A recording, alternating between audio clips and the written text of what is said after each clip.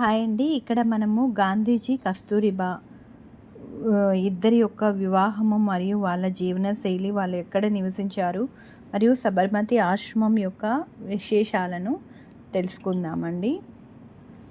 ఇక్కడ మామూలుగా గుజరాత్లోని అహ్మదాబాద్లో సబర్మతి నది ఒడ్డున ఉన్న సబర్మతి ఆశ్రమం మహాత్మా గాంధీ జీవితంలో భారత స్వాతంత్ర పోరాటంలో అత్యంత చారిత్రక ప్రాధాన్యత కలిగిన ప్రదేశం అండి. గాంధీజీ 1917 నుంచి 1930 వరకు ఇక్కడ నివసిస్తూ ప్రసిద్ధి చెందిన దండయాత్రను ఇక్కడ నుండే ప్రారంభించారు. ఇది అహింస, స్వయం సమృద్ధికి ప్రతీకగా నిలుస్తుంది. సబర్మతి ఆశ్రమం ముఖ్య విశేషాలు చెప్పుకుంటే, స్థాపన చరిత్ర. గాంధీజీ దక్షిణాఫ్రికా నుండి తిరిగి వచ్చిన తర్వాత 1915లో కోబ్రాబ్లోని ఆశ్రమం ఏర్పాటు చేశారు. తర్వాత 1917లో సబర్మతి నది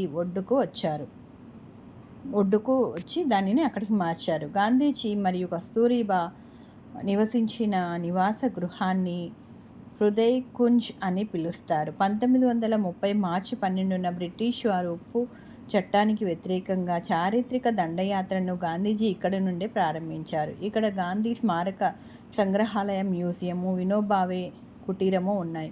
ప్రస్తుతము ఇది ఒక జాతీయ స్మారక చిహ్నంగా, పర్యాటక కేంద్రంగా, గాంధీజీ జీవితాన్ని, ఆశయాలను తెలిపే మ్యూజియంగా కొనసాగుతుంది. సబర్మతి ఆశ్రమం స్వాతంత్ర పోరాటానికి ముఖ్యమైన కేంద్రంగా నిలిచిపోయిందని చెప్పుకుంటారు.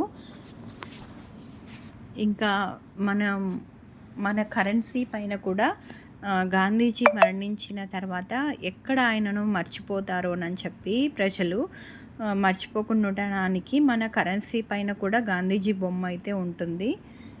ఇంకా ఇది ఏం మనం చెప్పుకున్నా కూడా ఈ ఆశ్రమం అయితే చాలా ఎక్సలెంట్గా, ప్రశాంతంగా ఉంటుంది. తప్పకుండా వెళ్ళి విజిట్ చేయండి.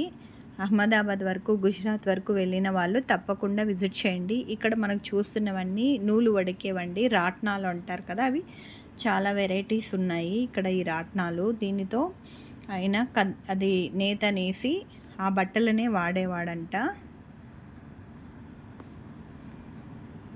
ఈ విధంగా అన్నీ మనం ఇక్కడ చూడొచ్చండి. చాలామంది పెద్ద పెద్ద వాళ్ళు, గాంధీజీతో కలిసి పనిచేసిన వాళ్ళు అందరూ కూడా ఇక్కడ మనకు దర్శనమిస్తారు. ఈ వాల్స్ మీద, ఈ గోడల మీద ప్రతి ఒక్కరివి సర్దార్ వల్లభాయ్ పటేలు ఇలా అందరివి కూడా ఉన్నాయండి. తప్పకుండా విజిట్ చేయండి. పిల్లలకి వేసవి సెలవుల్లో వెళ్ళినప్పుడు తప్పకుండా ఇటువంటివి చూపిస్తే వాళ్ళకి ఏదో ఒకటి కొంచెం నాలెడ్జ్ అన్నా ఉంటుంది.